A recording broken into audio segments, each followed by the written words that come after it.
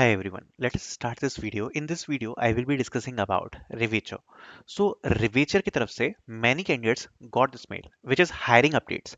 Dear candidate, greetings from Revature. As per the client record, your profile could not be located or appears to have incomplete registration. You are requested to complete your registration in the Superset portal with all the required details successfully. We wish all the best. Best regards, talent acquisition team, Revature. This is the mail जिसके बारे में यहाँ पर बात हो रही है profile which is Cognizant pre assist hiring for engineering graduates जेंसी। यहाँ पर आप देख सकते हो जो जॉब लोकेशंस है वो मेंशन करी गई हैं एंड ये रिवेचर वाली हायरिंग है। अगर आपने रिवेचर का असेसमेंट नहीं लिया है तो आप इसमें डेफिनेटली अप्लाई नहीं कर पाओगे फॉर 2024 एंड 2025 बैच। ठीक है, अब बहुत सारे कंफ्यूजन इसके अराउंड बिल्ड हो रहे हैं। काफी बच्चे ये बोल रहे हैं कि भैया हम इसमें कैसे रजिस्टर करें, बिकॉज हमने कॉग्निजेंट की जो जेंसी वाली हायरिंग है उसमें अप्लाई कर रखा है। तो मेरी बात को ध्यान से एक ही चीज ध्यान से सुनना, एक कॉग्निजेंट जेंसी की हायरिंग है, ठीक है, एक रिवेचर वाली हायरिंग है। कॉग्निजेंट जेंसी हायरिंग के लिए केवल 2025 बैच एलिजिबल है, रिवेचर हायरिंग के लिए 2024 और 2025 बैच एलिजिबल है। तो सबसे पहली बात तो यही सॉर्ट हो जाती है कि जितने भी 2024 वाले बैच वाले बच्चे हैं वो डेफिनेटली रिवेचर में ही अप्लाई करेंगे। ठीक है, वो लोग रिवेचर में ही अप्लाई करेंगे। और ये वाला जो मेल आया हुआ है, आप लोग यहाँ पर सुपर सेट पर रजिस्ट्रेशन करोगे कॉग्निजेंट के लिए, जितने भी 2024 बैच से जो बच्चे बिलोंग करते हैं। अब बात करते हैं 2025 बैच की। 2025 बैच में भी दो कैंडिडेट्स हैं, एक जिनका यहाँ पर कॉग्निजेंट जेंसी का जो असेसमेंट है वो यहाँ पर चल रहे हैं। ठीक है, उनके असेसमेंट चल रहे हैं जेंसी के, और रिवेचर का जो 2025 वाला मेल है वो भी उनको आ गया है। तो अगर आपकी दोनों चीजें चल रही हैं, तो अगर आपके जेएनसी के ऑलरेडी असेसमेंट चल रहे हैं तो प्रैक्टिकली पॉसिबल नहीं है कि आप इस वाली में अप्लाई कर पाओ, क्योंकि उसके लिए आपको यहाँ से अपनी जो एप्लीकेशन है वो विड्रॉ करनी पड़ेगी। और अगर आप विड्रॉ कर दोगे एप्लीकेशन तो आपको पता है कि आपकी जो प्रोसेस है वो आगे नहीं बढ़ पाएगी। तो अगर आपके बाई चांस जेएनसी के असेसमेंट्स चल रहे हैं, अभी आपने असेसमेंट्स दी हैं, तो कोई पॉइंट ही नहीं बनता कि आप इसमें अप्लाई करोगे।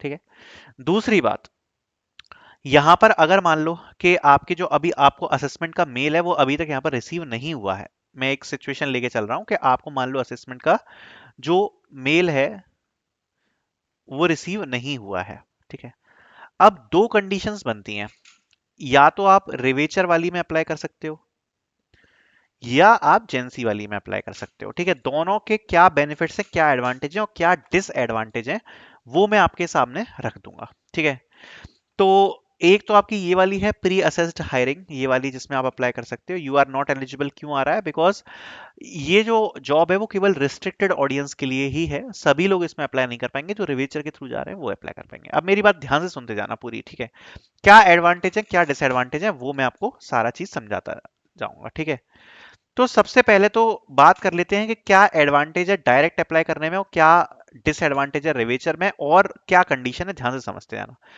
अगर आपको सपोज मेल नहीं आया है कॉग्निजेंट जेंसी की तरफ से, तो यहां पर मैं आपको एक चीज क्लैरिफाई करना चाहता हूं, इट इज नॉट गारंटेड कि आगे आने वाला जो फेज है कॉग्निजेंट का उसमें आपको मेल आएगा।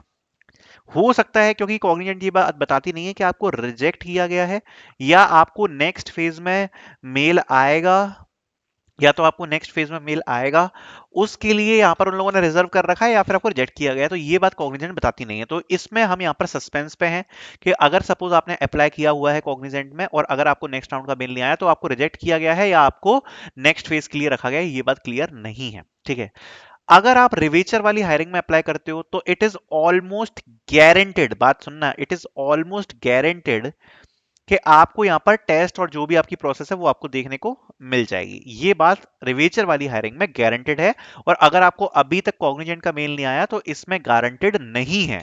ये बात मेरी पूरी बात ध्यान से समझते जाना। ठीक है, अगर अगर मान लो आपको कॉग्निजेंट एजेंसी का मेल आ जाता है नेक्स्ट फेज का, तो ये वाली हायरिंग बेटर है रिवेचर से, जस्ट फॉर वन रीजन कि यहां पर आपकी डायरेक्ट ज्वाइनिंग होगी। और रिवेचर वाली में पहले आपको रिवेचर के थ्रू जाना पड़ेगा, जिसमें आप सबसे पहले असेसमेंट प्रोसेस वगैरह और इंटरव्यूज को कंप्लीट करोगे, फिर आप रिवेचर की ट्रेनिंग्स को कंप्लीट करोगे, और रिवेचर की ट्रेनिंग कंप्लीट होने के बाद आपको कॉग्निजेंट में प्लेस किया जाएगा। लिटिल बिट रिस्की रह सकता है, थोड़ा बहुत रिस्की हो सकता है, ये मैं पहले आपको क्लियर कर देता हूं, लिटिल बिट रिस्की हो सकता है। ये वाली हायरिंग डायरेक्ट हायरिंग है थ्रू कॉग्निजेंट, तो इसमें ये जो रिस्क है वो कम है। लेकिन अब पॉइंट वही आ जाता है कि इस वाली हायरिंग में अगर आपको अभी तक मेल नहीं आया है तो ये बात गारंटेड नहीं है कि नेक्स्ट फेज में आपको मेल आ जाएगा। देखो एटलीस्ट एक फेज तो अभी होगा, एक फेज तो एटलीस्ट होना ही चाहिए बिकॉज रजिस्ट्रेशन अभी भी ओपन है। तो नेक्स्ट फेज में मेल आएगा या नहीं आएगा वो मैं नहीं कह सकता, बट मैं एक चीज कह सकता हूं कि जिस दिन मैंने वीडियो डाली थी कॉग्निजेंट की, अगर आपने उसी दिन अप्लाई किया था और उसी दिन अप्लाई करने के बाद अगर आपको अभी तक मेल नहीं आया, क्योंकि जो ऑलमोस्ट बच्चे हैं उनको जो मेल आया है वो वही बच्चे हैं जिनने उस दिन अप्लाई किया था जिस दिन मैंने वीडियो डाली थी। तो अब ये बात आपको सोचनी है कि क्या आपने लेट अप्लाई किया है या जब मैंने वीडियो डाली थी आपने उसी दिन अप्लाई किया था। अगर आपने उसी दिन अप्लाई किया था जिस दिन मैंने वीडियो डाली थी, तो ये पॉसिबिलिटी है कि आपको शायद रिजेक्ट कर दिया गया होगा। कंफर्म नहीं हूं बट शायद हो सकता है बिकॉज उसी दिन वाले काफी सारे बच्चों को मेल आ चुका है। ठीक है। रिवेचर वाली हायरिंग में बस एक एडवांटेज मिल जाएगा कि अगर आप अप्लाई करते हो तो रिस्ट्रिक्टेड ऑडियंस है एंड ऑलरेडी जो आपकी शॉर्ट लिस्टिंग वगैरह है वो हो चुकी है। आपको केवल यहां पर क्या करना है, रजिस्ट्रेशन करना है। रिवेचर वाली हायरिंग में केवल आपको रजिस्ट्रेशन करना है, जो आपकी शॉर्ट लिस्टिंग वगैरह है वो सब हो चुकी है। रजिस्ट्रेशन के बाद आपके जस्ट असेसमेंट टेस्ट होंगे कॉग्निजेंट के। बट आगे का मैंने आपको बता दिया, आगे का थोड़ा सा रिस्की रहता है। अब ये डिसीजन कंप्लीटली आपके ऊपर है। मैंने आपको पूरी कंडीशन एक्सप्लेन कर दी है, क्या किस में एडवांटेज है, किस में क्या डिसएडवांटेज है, किस में टेस्ट आएगा, किस में नहीं आएगा, क्या कंडीशन बन सकती है। डिसीजन आपका है कि आप रिवेचर में अप्लाई करना चाह रहे हो या आप कॉग्निजेंट का वेट करना चाह रहे हो, अब आपके ऊपर है। So thank you so much for watching.